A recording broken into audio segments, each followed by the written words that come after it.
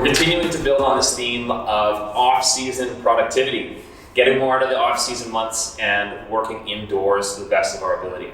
So I've got a distance control putting drill for you guys here. Now, any of you guys can be doing this, super simple. I've got simple putting discs on the ground. These can be coasters, these can be coins, these can be anything you want, just something to hit at. We want to have different distances, maybe subtle different directions, but the most important thing is to have that adaptation, okay? Learn what it feels like to hit a putt a given distance, and then right away hit a putt a different distance. Learning those steps, that leapfrog approach, is what we want to challenge this brain to become better at. So I'm not putting too much focus on that whole aim. I'm just trying to make sure that I can set myself up, allow my putter to the best of my ability, and I'm working mostly on trying to get my golf ball to finish on or just after this disc.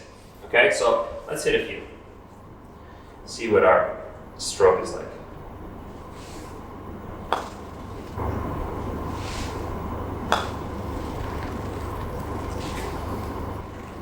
Ooh, I'm very happy with that one. Okay, now I'm going to go to the slightly further away one.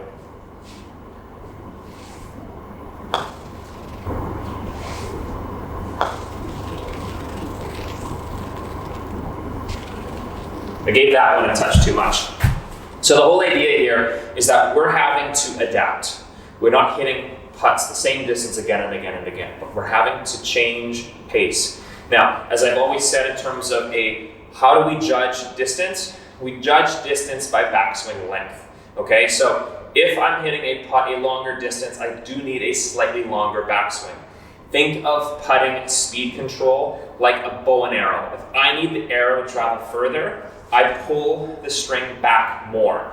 I don't push it, okay? So putting distance control isn't about judging your acceleration, but rather how far you pull the blade back.